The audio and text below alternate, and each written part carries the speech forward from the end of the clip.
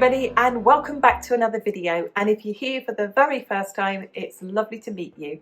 I'm Jane, my husband Mike is behind the camera. We're British, early retirees, we've got no debt, we've paid off the mortgage and we live a thrifty, frugal and money-saving life here in Brittany in northwest France. And every Wednesday we invite you in for a mid-week money chat. Now this week is all about the things that we've learned through frugal living. When we wake, hear the birds and see the sun. The first thing I want to share with you that we've learned from frugal living is that time passes so quickly that if there's any time in your life that you need to go through a period of deep frugality to achieve a financial goal, when you look back on it, it is a blink of an eye. Now, back in 2009, we were 45 grand in debt. We had a car on finance and we had a home improvement loan to build an extension on our house. And it was it's a big debt to have, and we paid it off in just over 2 years. But we went so deeply frugal at the time that people looked at us and thought we were absolutely crazy. Our lifestyle just flipped from being spenders to absolutely not spending any money at all. And that's the first thing I want to share with you that we learned. If you need to put yourself in a position where you need to save every penny and not spend anything at all, and literally, as Dave Ramsey would say, live off rice and beans for a period of time, when you look back on it, that you did it to achieve your goals, it was a flash. It was just minutes in our lives, and you know that as you get older, as life goes faster and faster and faster. So looking back at that period from like the very beginning of 2009 to like spring of 9, 10, halfway through 2011, to pay off that amount of money was an incredible feat, but it was a blink of an eye. So there's something I've learned. When you're being deeply frugal, it can pass very quickly.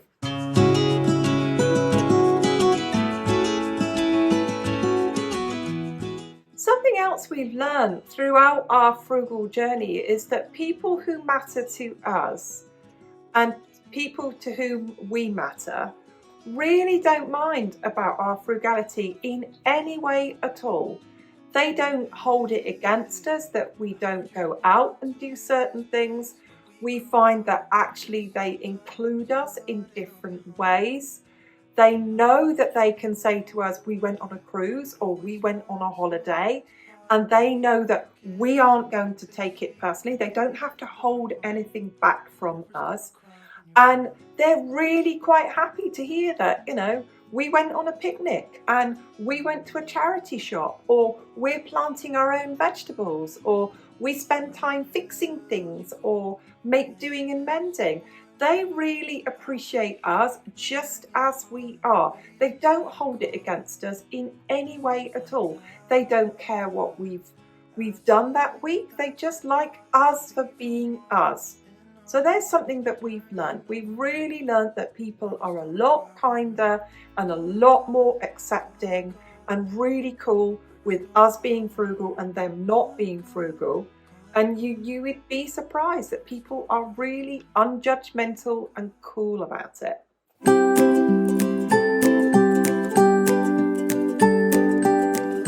Something that's really stayed with me and members of my family as well is that 3 days out make wonderful memories too.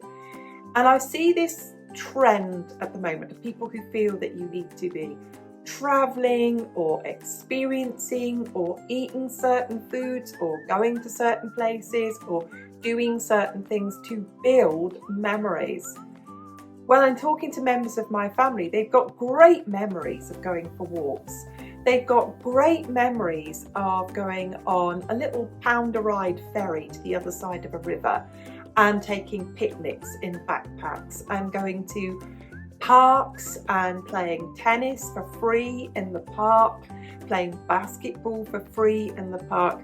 And that Mike and I have got great memories of days out, of places that we absolutely adore to visit, that we know, other than fuel to get there, that it isn't going to cost us anything to park, it costs us nothing to walk and look around, that we'll take a flask, a sandwich, a piece of cake, that we'll sit on a bench somewhere, or we'll sit in the car, and we have wonderful, wonderful memories of this. So that's something that frugality has really, really taught me, that you can make wonderful memories and they haven't cost you anything at all.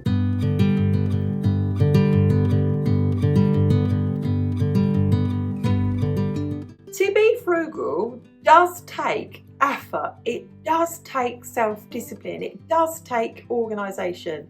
If you're looking for the best prices, or you're fixing up things secondhand, or you're growing things yourselves, or you're doing everything for yourself, it takes time and it takes discipline. But this is something that we've learned from it.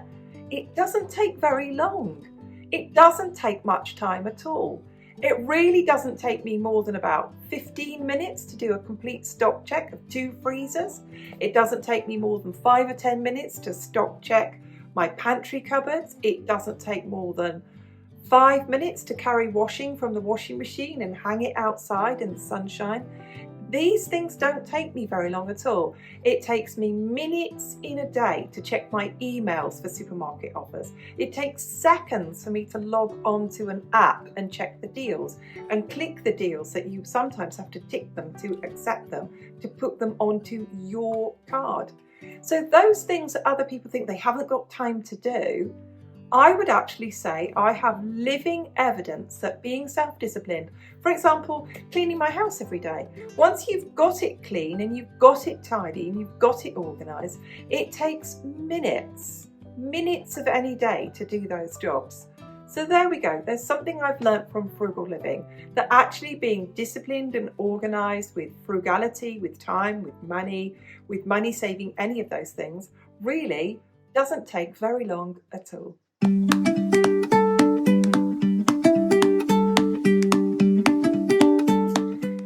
Something else that we've learned over this period of time that we've lived a day-to-day frugal life is actually people in the main admire us for our choices. They admire the fact that we were prepared to go without for many years to retire early. They admire the fact that we were prepared to buy the worst house in the best area to live in the condition that we live in now. People admire the fact that I cook every day, that Mike heats the house with wood, that Mike does all the groundswork himself. We don't ever seem to get any criticism for that. We'll have people who say, I don't think I could do it personally, but we admire the fact that you do it, and it's great that you do it. So there's something that we've learnt from frugal living. We've had a lot of respect and admiration for what we do. We're proud of ourselves for what we've achieved. I was with public sector workers, on notoriously poor pay. Mike was a local government officer and I was a teacher. We couldn't have earned more of an average wage if we'd have tried. So with average wage earners to have reached a point where we retired early through thrifty living, and we maintain a house, that we heat a house for €600 a year because of my wonderful mics, my husband's efforts of keeping the wood fires going, and me cooking on wood and drying the laundry in the winter over a wood fire. So those things, in the main, what we've had from people is the fact that they respect and admire our convictions to live a frugal life.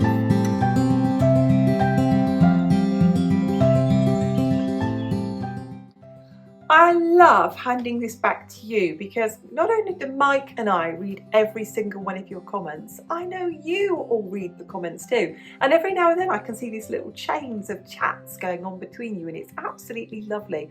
So share with all of us, what has living a frugal life taught you?